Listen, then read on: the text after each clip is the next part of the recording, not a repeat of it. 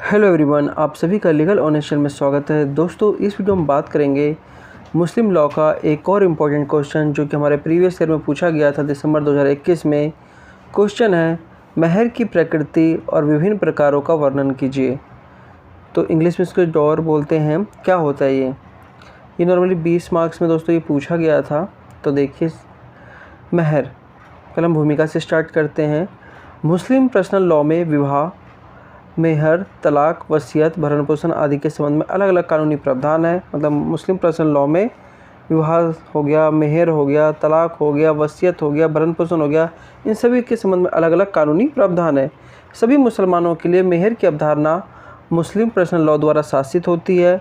मुस्लिम कानून के तहत मेहर को महार के नाम से भी जाना जाता है। मेहर एक ऐसी राशि है जो पति को अपनी पत्नी से शादी करने पर उसे देनी होती है। मेहर की उत्पत्ति कैसे हुई? बाल विवाह में मेहर की अवधारणा शुरू की गई थी। मेहर एक तरह का उपहार या मुआवजा था जो बाल विवाह के रूप में पत्नी के माता पिता को दिया जाता था। मेहर आमतौर पर पत्नी के माता पिता या अभिभावकों का होता था। हालांकि समय के साथ विवाह का प्राचीन रूप धीरे धीरे समाप्त हो गया। इस्लाम के प्रचार ने विवाह को निकाह का एक नया रूप दे दिया। विवाह के इस रूप में कहा गया है कि यदि कोई पुरुष अपनी पत्नी से अलग हो जाता है तो उसे उदारता के साथ विदा करना चाहिए और साथ ही पुरुष उन वस्तुओं को वापस नहीं ले सकता जो एक बार पत्नी को दे दी गई थी। इस्लाम में विवाह की इस प्रथा ने पति को बुढ़ापे में सहारा देने के साधन के रूप में विवाह पर भुगतान देने की अवधारणा को जन्म दिया। इस्लाम कानून में मेहर पूरी तरह से पत्नी का है। मेहर का अर्थ देखिए, इसका अगर शाब्दिक अर्थ देखें तो यह अरबी शब्द महार का अर्थ है मेहरा। यह एक ऐसी धनराशि है जो विवाह के समय पति द्वारा पत्नी को देय होती है, मतलब दिया जाता है। मेहर या तो पक्षों के बीच समझौते से या कानून के संचालन द्वारा निष्पादित किया जाता है। अब इसकी विभिन्न परिभाषा देख लेते हैं। विल्सन के अनुसार मेहर या मेहर पत्नी द्वारा किसी व्यक्ति के समर्पण के लिए दिया जाने वाला प्रतिफल था। मुल्ला के अनुसार मेहर या तो धन या संपत्ति की एक राशि है जिसे पत्नी अपने पति से विवाह के बदले प्राप्त करने की हकदार है। अमीर अली के अनुसार मेहर एक प्रकार का प्रतिफल है जो पत्नी का होता है।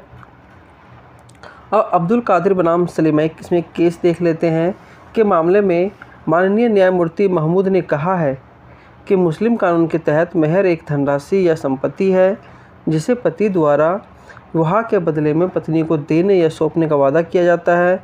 और भले ही विवाह के समय मेहर का स्पष्ट रूप से उल्लेख ना किया गया हो, फिर भी पत्नी को मेहर पाने का पूरा अधिकार है। अब मेहर की प्रकृति, नेचर ऑफ दौर के बारे में क्या बताया गया है? मेहर विवाह का एक आवश्यक पहलू और मूलभूत विशेषता है और भले ही मेहर का भुगतान विवाह के दौरान या उससे पहले तय नहीं होता हो, फिर भी पत्नी अपने पति से कुछ मेहर पाने की हकदार होती है। कुछ प्रसिद्ध अधिकारियों के अनुसार दहेज को वैवाहिक संभोग के लिए एक प्रतिफल माना जाता है। श्रीमती नसरा बेगम बनाम रिजवान अली मामले में इलाहाबाद उच्च न्यायालय ने माना कि शीघ्र दहेज का दावा करने का अधिकार सहवास से आगे बढ़ता है। मेहर के अनुबंध और बिक्री के अनुबंध की अक्सर तुलना की जाती है और पत्नी को संपत्ति और मेहर को उसकी कीमत माना जाता है। यह अवधारणा पैगंबर मोहम्मद द्वारा शुरू की गई थी और उन्होंने इससे हर विवाह के मामले में अनिवार्य बना दिया था। यह विवाह वैध है भले ही अनुबंध का पक्ष द्वारा मेहर का कोई उल्लेख ना किया गया हो। तो ये सारे क्या है, इसके मेहर के नेचर है।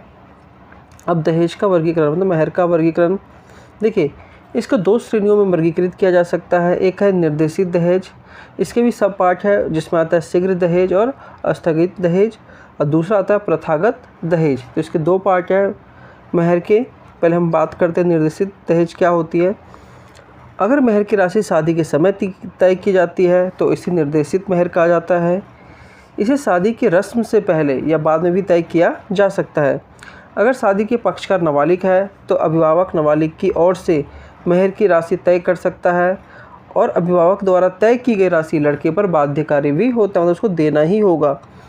हनफी स्कूल के अनुसार मेहर की राशि किसी भी स्थिति में 10 दिरहम और मालिकी स्कूल के अनुसार 3 दिरहम से कम नहीं होना चाहिए। सिया कानून में मेहर की राशि के लिए अब कोई न्यूनतम राशि तय नहीं की गई है, लेकिन अगर कोई मुस्लिम पति गरीबी के कारण अपनी पत्नियों को 10 दिरहम देने में भी असमर्थ है तो ऐसे मामले में पैगंबर मोहम्मद ने उन्हें मेहर के भुगतान के बदले में अपनी पत्नियों को कुरान पढ़ाने का निर्देश दिया है। वर्तमान में मेहर की कोई अधिकतम राशि तो नहीं है और अब न्यूनतम राशि भी अब प्रचलन में नहीं है, क्योंकि यह वर्तमान स्थिति के अनुसार बहुत ही कम है, क्योंकि अब तो ये इसकी कोई वैल्यू नहीं है ना वर्तमान के समय, क्योंकि महंगाई इतनी बढ़ गई है और अधिकतम की भी कोई सीमा नहीं है। निर्देशित दहेज के प्रकार जो हमने ऊपर बताया, इसके दो होते हैं, शीघ्र दहेज और एक स्थगित दहेज। देखिए, शीघ्र दहेज विवाह समारोह के तुरंत बाद पत्नी की मांग पर दिया जाता है। अमर अली के अनुसार यदि पति द्वारा शीघ्र मेहर का भुगतान नहीं किया जाता तो पत्नी शीघ्र मेहर की राशि का भुगतान होने तक वैवाहिक निवास में प्रवेश करने से इनकार कर सकती है। यदि पत्नी नाबालिग है तो उसके माता पिता उसके पति के घर भेजने से इनकार कर सकते हैं और पति को अपनी पत्नी को भरण पोषण देना होगा, भले ही वह उसके साथ ना रह रहा हो। मेहर की मांग पर तुरंत भुगतान किया जाना चाहिए। मेहर का भुगतान न करने पर मुकदमा दायर करने की समय की सीमा अवधि कितनी है? 3 साल है। फिर आता है अस्थगित दहेज। अस्थगित मेहर पत्नी को तब दिया जाता है जब विवाह टूट जाता है या पति की मृत्यु हो जाती है। इस मेहर को देने का उद्देश्य पति के बाद पत्नी का भरण पोषण करना होता है। पत्नी अपने जीवन काल में या विवाह के बने रहने के दौरान स्थगित मेहर के भुगतान का दावा नहीं कर सकती। हाँ, मतलब पत्नी अपने जीवन काल में ये नहीं मांग सकते हैं, है ना, लेकिन पति चाहे तो अपने मन से दे सकता है वो पैसा। पत्नी की मृत्यु की स्थिति में उसके कानूनी उत्तराधिकारी स्थगित मेहर के तहत दय धन के लिए दावा भी कर सकते हैं। अगर मान लो पत्नी डेथ कर गई तो उसके जो उत्तराधिकार है उस व्यक्ति से उस पैसे की मांग, मतलब उस मेहर की मांग कर सकते हैं। फिर आता है प्रथागत दहेज। यदि विवाह के समय पक्षकारों द्वारा मेहर की राशि तय नहीं की जाती है या पक्षकार इस बात पर सहमत हो जाते हैं कि विवाह के बाद पत्नी प्रथागत मेहर की हकदार होती है। प्रथागत मेहर के निर्धारण का आधार क्या क्या है? देखिए, पत्नी की व्यक्तिगत योग्यता, उसकी सुंदरता से लेकर बुद्धिमत्ता तक सब कुछ देखा जाता है। पत्नी की पिता का सामाजिक स्थिति और पारिवारिक पृष्ठभूमि पर विचार किया जाता है। उसके परिवार की महिलाओं को दिए जाने वाले मेहर की राशि पर विचार किया जाता है। दोस्तों, पति की आर्थिक और सामाजिक स्थिति को भी ध्यान में रखा जाता है। मेहर निर्धारित करते समय वर्तमान परिस्थितियां और पारिवारिक परिस्थितियां जैसे अन्य कारक को भी देखा जाता है। अब देखिए, मेहर का भुगतान ना करने पर पत्नी के क्या क्या अधिकार और उपचार है। पहला है सहवास से इनकार। नसरा बेगम बनाम रिजवान अली के मामले में यह इलाहाबाद उच्च न्यायालय ने द्वारा माना गया कि पत्नी अपने पति के साथ सहवास करने या रहने से इनकार कर सकती है जब तक कि उसके मेहर की राशि का भुगतान नहीं किया जा सकता। ऋण के रूप में मेहर का अधिकार। प्रिवी काउंसिल ने माना है कि मेहर को ऋण के रूप में गिना जाता है जिससे पति की मृत्यु के कारण उसकी संपत्ति से अन्य लेनदारों के साथ विधवा को चुकाया जाना चाहिए। यदि पति जीवित है तो पत्नी उसके खिलाफ मुकदमा दायर करके मेहर ऋण के लिए दावा कर सकती है।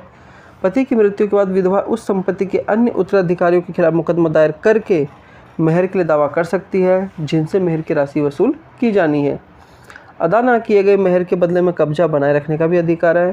विधवा को अपने मृत पति की संपत्ति पर कब्जा बनाए रखने का अधिकार है जिससे उसने पहले ही वैध तरीके से और संपत्ति के अन्य उत्तराधिकारियों और लेनदारों के खिलाफ किसी बल या धोखाधड़ी के बिना प्राप्त किया हो। विधवा द्वारा संपत्ति पर कब्जा बनाए रखने का अधिकार विशेष उद्देश्य के लिए है, इसलिए उसे उस संपत्ति से जितना जल्दी हो सके मेहर की राशि चुकानी चाहिए। यदि विधवा के पास संपत्ति का कब्जा नहीं है या उसने उसे खो दिया है तो वह संपत्ति पर कब्जा करने का दावा नहीं कर सकती, लेकिन उसे संपत्ति बेचने या अलग करने का अधिकार भी नहीं है। तो दोस्तों, इसमें आप समझ गए मेहर क्या होता है, मेहर के कितने प्रकार होते हैं। ये बहुत ही इंपॉर्टेंट क्वेश्चन है, ये हर बार प्रीवियस ईयर क्वेश्चन में, मतलब हर साल ये क्वेश्चन पूछा ही गया है। अगर दोस्तों आपको वीडियो अच्छा लगे तो वीडियो को लाइक कीजिए, चैनल को सब्सक्राइब कीजिए। धन्यवाद।